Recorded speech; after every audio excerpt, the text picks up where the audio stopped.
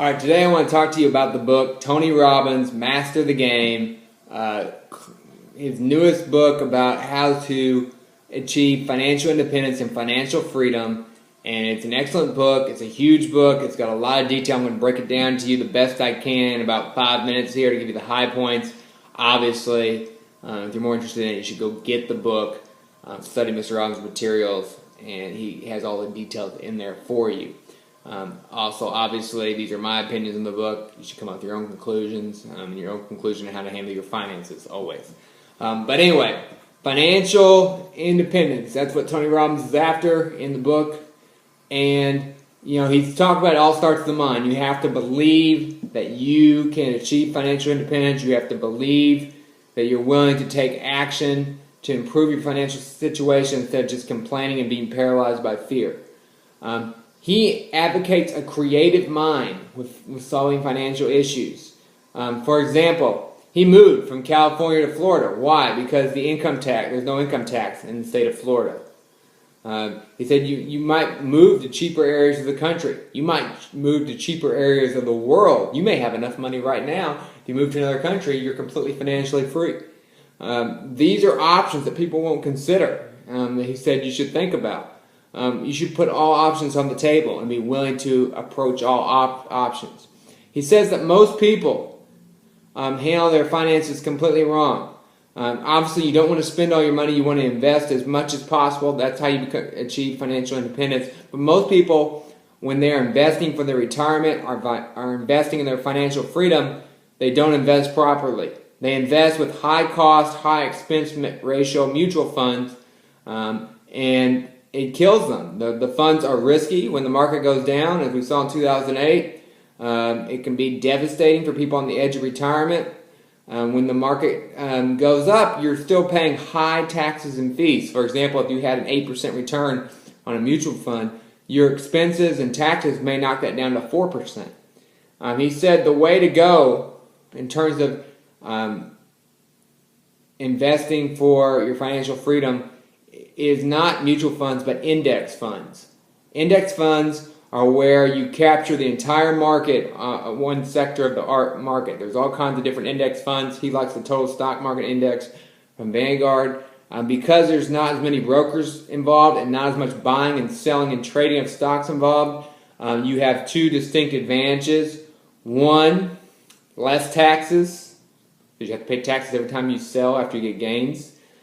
Two, all these expenses. You look at these big buildings from all these brokerage companies. What do you think is paying for that? All these brokers making all this money. You have to pay them all this money, and these companies all this money. In index funds, computers do it for you. A lot less expensive, lower expenses. So in an index fund, if you captured an 8% return, you might actually get almost all of that 8%. And that's going to make a huge difference when you talk about compound interest over time. We're talking about thousands and thousands, if not millions of dollars over time. So he said really look at index funds, and that your broker or guy who's selling you mutual funds is probably not your friend. You really should go to a fiduciary, a certified financial planner, to get real advice.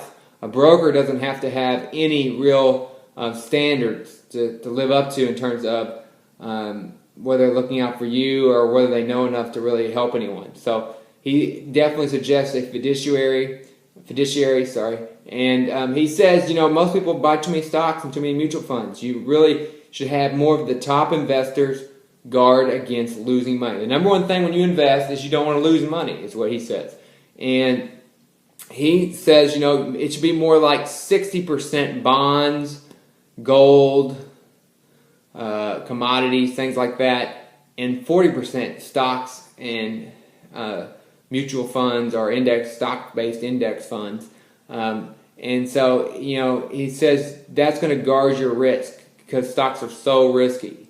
So he really, even for a young person, he says, you just want to grow steadily throughout your life. You don't want to have these dips where you lose lots of money. So he said, talk to your fiduciary about that. He's got some fiduciaries lined up in his book. He's taking some heat for that. Some people said he's just funneling into his own system. Maybe some truth to that, I'm not sure. But definitely some good advice there. You can do bond index funds. You can do stock index funds. There's these new things called targeted date funds, which give you the right mix based on when you're going to retire. Very, very simple for people who don't want to study too much into it. He said invest in REITs funds, real estate funds. They're a little more risky. You can have part of your portfolio can be that. You have, of course, a few commodities like gold, silver, things like that. So you have to be creative what you invest in. You want to diversify, and you want to buy constantly. That way, when the market goes ups and downs, if the market's going down, you're getting more. So you're getting more shares, and so when it recovers, you recover faster. He says, it's tough to time the market. It's tough to buy and sell stocks because there's so much risk in it, and you want to minimize that risk.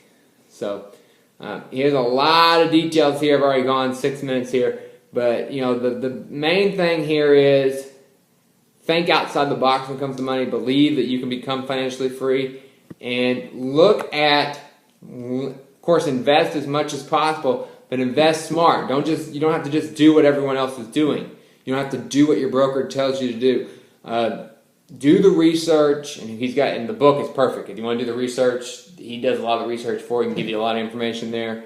Look to diversify your stocks in a responsible way and your investments in a responsible way. And consult with a fiduciary, someone who gets paid just to give you a consulting fee, not on buying or selling certain stocks and things like that, because it's really a conflict of interest that many of our brokers have.